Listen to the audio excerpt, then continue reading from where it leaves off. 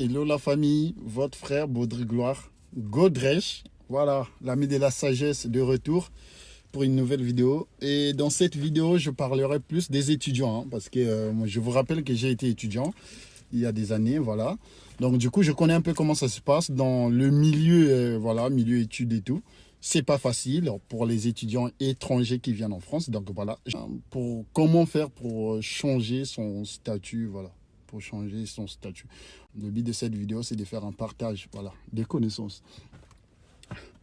Le tout premier moyen de changer le statut, c'est par la voie de travail. C'est-à-dire, tu es étudiant, tu as deux diplômes, je précise bien, deux diplômes universitaires. Parce que si tu n'as pas ces deux diplômes universitaires, je te rassure que ton statut pour le changer, c'est un tout petit peu compliqué pour certains. Moi, je parle pour les étudiants, je ne parle pas pour les non-papiers. Donc, voilà, pour les étudiants, il faut avoir deux diplômes universitaires ou soit un master. Parce que quand tu as un master ou voilà, un diplôme d'ingénieur, ça te considère déjà que tu as deux diplômes. Parce que voilà, peu importe que tu as obtenu ton premier diplôme au pays, tu viens directement, tu as un cursus que tu suis par la suite qui te donne un master. Voilà, c'est déjà énorme. Et en fonction aussi des salaires. Par exemple, pour les Congolais, voilà, il faut avoir un salaire minimum, bon, un salaire brut de 2500 et voire plus. Ça te permettra de changer le statut. Quand je parle de deux diplômes universitaires, c'est-à-dire tu as un BTS ou un master, ça te permettra, ou soit une licence, ça te permettra au fait de changer aussi ton statut. C'est-à-dire que tu envoies, une fois que tu trouves un travail, c'est-à-dire que tu as obtenu ton diplôme, tu demandes voilà, tes diplômes au niveau de l'État, ils te délivrent, tu cherches du travail au bout d'un an. Si tu en trouves, bah, tu expliques tout à ton entreprise, ben, l'entreprise te permettra à remplir les documents qu'il faut et d'échanger ton statut. Ça, c'est vraiment le point le plus enfin, je peux dire capital, parce que moi, je l'ai fait. C'est le point le plus capital. Mais par contre, il faut avoir un niveau, je te dis, soit deux diplômes d'État ou soit, comment on appelle ça, un master. Si tu as un master, c'est bon. Mais avec une licence, une simple licence, je pense pas, mais je vais me renseigner, mais je pense pas. Soit tu as un BTS et une licence, ça passe, ou soit tu as une licence. Juste, oui, ça peut passer aussi parce qu'ils vont considérer ça comme ils vont considérer ça comme si tu avais deux diplômes. Voilà, ça c'est le tout deuxième moyen pour changer son statut, c'est de te marier avec une Française. Je précise bien, de te marier avec une Française et justifier, je pense, 2 ans de vie commune ou je sais plus trop, mais je vais me renseigner. Mais c'est un deuxième moyen que je vous rassure, coup sûr, de changer ton statut, de passer, comment on appelle ça, d'un statut étudiant à un statut vie privée familiale. C'est obligatoire. Tu n'auras pas d'autres statuts derrière. Il n'y a pas. Il y a pas. On ne va pas te donner un 10 ans comme nous, d'autres. Il n'y a pas. Tu te maries avec, quelqu'un qui a les papiers françaises et par la suite, toi, tu auras un document. Première année, je pense, c'est 1 an vie privée familiale, un titre de séjour comme ça, je pense bien, je vais me renseigner, en vie privée familiale qu'on va te donner de 1 année. Ça, c'est le premier moyen. Mais derrière, il faut justifier, comme j'ai dit, soit 2 ans, soit 6 mois et voire 2 ans de vie commune, c'est-à-dire compte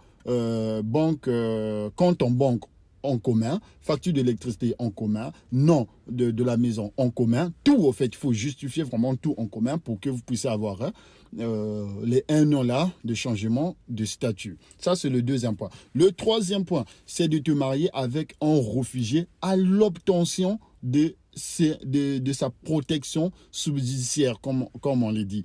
C'est-à-dire, je m'explique. Quelqu'un qui est réfugié, c'est-à-dire que moi, par exemple, c'est un exemple, moi je suis immigré, je ne suis pas réfugié, c'est un exemple. Je suis réfugié, ok? Je viens d'obtenir mon titre de séjour de réfugié. Est-ce que vous voyez bien? Dès que je me marie, c'est-à-dire avec quelqu'un, la personne, c'est-à-dire l'année en cours où j'ai obtenu mon titre de séjour de réfugié, si je me marie avec la personne, automatiquement, la personne obtient ses papiers de réfugié. Ça, c'était le troisième point.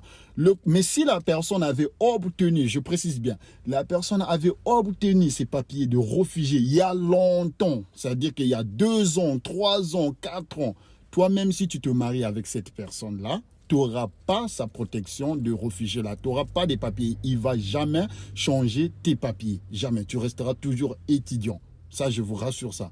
Voilà, c'est la préfecture qui le dit, c'est pas moi, j'invente pas. Tu resteras toujours étudiant. Un autre point, tu te maries avec une immigrée ou un immigré qui avait obtenu ses papiers il y a longtemps et que tu te maries, tu vas avoir ses papiers derrière. Il faut justifier au moins 1 an et 6 mois de vie commune derrière et tu déclares tout. Ça dit tout doit être cohérent. Même maison, même papier des documents, même, je sais pas, tout ensemble. Derrière, tu peux bénéficier aussi ces papiers. Mais ça sera 1 an. Ils vont pas te donner plus. 1 an. Ça, c'est un autre moyen, entre parenthèses, concernant les réfugiés et autres. Un autre moyen, c'est de te marier avec un ou une réfugiée. Je parle d'un réfugié ou une réfugiée et de l'enceinte. C'est-à-dire qu'une fois que tu l'enceintes, c'est-à-dire la personne qui a des papiers réfugiés tombe enceinte, une fois la femme met au monde, c'est-à-dire après avoir mis au monde, l'enfant bénéficie. Je te dis bien à l'instant T là, l'enfant va bénéficier du statut de sa maman qui est réfugiée. Voilà. Et derrière l'enfant, toi, tu peux avoir l'être. L'enfant ne va pas bénéficier automatiquement le statut comment on appelle ça, de réfugié. Non, l'enfant aura ses papiers, mais après avoir fait des démarches, comme je disais. Et derrière ça, comment on appelle ça, my God, ce que je disais, derrière ça, la femme ou le mari qui n'a pas les papiers bénéficiera les papiers derrière l'enfant. Donc, voilà comment tu peux avoir les papiers ou changer de statut. Voilà, c'est quelques moyens que moi je connaisse, que je vous partage, avoir les papiers derrière. Un autre moyen, c'est quoi? Par exemple, je suis sans papier, c'est un exemple que je donne. Quelqu'un qui est sans papier, je prends toujours les exemples, hein, je ne vais pas mentionner quelqu'un. Quelqu'un, par exemple, aujourd'hui, qui est sans papier, c'est un exemple que je donne. Cette personne-là se marie avec une personne, par exemple, qui a les papiers, mais qui n'est pas réfugié, je précise bien, qui a des papiers, qui n'est pas réfugié. La personne doit justifier, qui avait obtenu ces papiers à longtemps, la personne doit justifier au moins 5 ans sur le territoire, c'est-à-dire 24 fiches de paie où soit tu dois les impôts, ou soit, enfin tout, tu dois déclarer ensemble avec cette personne et la personne accompagne ta déclaration avec une lettre datée signée pour motiver en fait le préfet de te délivrer un titre de séjour. Ça, c'est pour la personne qui n'a pas de papiers. Je vais prendre un exemple. J'ai des papiers, ok? Ma femme n'a pas de papiers. C'est un exemple que je donne. Et que la personne que je veux marier ensemble n'a pas de papiers. C'est un exemple que je donnais. J'ai des papiers, la personne que je veux marier n'a pas de papiers. Et moi, j'avais obtenu par exemple mes papiers il y a longtemps. C'est-à-dire que moi, pour donner mon statut que moi je porte à la personne doit justifier 5 ans sur le territoire. Si tu justifies 5 ans sur le territoire, par la suite, tu peux avoir les papiers dont moi je possède. Je vais bien rentrer dans les détails. Quelqu'un qui n'a pas de papiers se marie avec quelqu'un qui a des papiers. C'est pas automatique qu'on donne. Hein, parce que si la personne n'a pas fait justifier les moyens possibles pour qu'il puisse avoir ses papiers, ça ne se fait pas.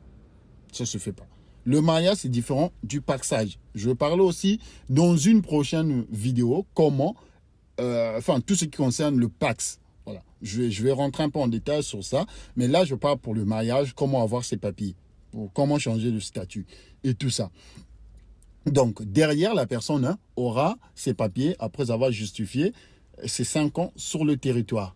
Vous vous êtes marié, la personne ne va pas te donner son statut parce que la personne, soit il est réfugié, ou soit la femme, elle est réfugiée, elle ne te donne pas ses statuts automatiquement. Voilà. Si tu as aimé cette vidéo, je t'invite à liker et commenter. Merci. Parce que là, j'ai besoin de la place. J'ai besoin de la place pour la voiture, donc voilà. Mais excusez-moi, mais je vais continuer... Je vais continuer la vidéo une fois que je m'égare. Je m'égare juste à côté là, restez connectés. Voilà, je m'égare juste là. Et on va rentrer dans le but de tout ça. On va rentrer vite dans le but de tout ça. Voilà. Et voilà. Voilà, on est en... Je viens d'arriver à la maison. Du coup, il faut attendre les parkings, c'est un peu compliqué. Il faut attendre que quelqu'un sort et pour que tu récupères une place. Donc, ce que je disais, c'est ça, il faut justifier soit les 5 ans sur les territoires pour avoir les papiers ou au moins 2 ans légal. Quand je parle que tu justifies les moyens que tu n'as pas commis des délires sur le territoire français et par la suite, tu peux avoir tes papiers, avoir un logement en ton nom, les 24 fiches de paie en ton nom, que tu travailles dans les magouilles ou pas. Mais quand je parle de magouilles, au noir, mais au moins avoir 24 fiches de paie en ton nom et par la suite, bah, tu peux avoir les papiers, Inch'Allah, si Dieu le permet. Voilà, Inch'Allah, si Dieu le veut, quoi. Si Dieu le permet. Voilà la famille, c'était un moyen pour que tu puisses avoir tes papiers. Si tu as aimé cette vidéo, vraiment, je sais que cette vidéo va toujours te plaire. Mais si tu l'as aimé, je sais que peut-être tu vas dire que je ne suis pas rentré en détail. C'est normal, je ne vais pas rentrer en détail parce que le temps est tellement court. Mais je vais venir pour une nouvelle vidéo expliquer ces moyens-là. Si tu as aimé cette vidéo, mon frère, like, commente, partage autour de toi, ça pourrait aider quelqu'un. On est ensemble, c'est Beau de Gloire, l'ami de la sagesse. Je suis ton frère africain, je suis ton frère. On est ici en France, ensemble dans l'humanité. Je viendrai au plus vite pour une prochaine vidéo et posez vos questions, je répondrai. Mon mail est là. Vous pouvez me laisser en commentaire. Je vais répondre. Vous pouvez m'appeler, je vais répondre. Ne vous en faites pas. Sur Teams, je précise bien. On est ensemble. Like-moi ça, partage-moi ça autour de toi. Commente, abonne-toi. On est ensemble. Allez, ciao.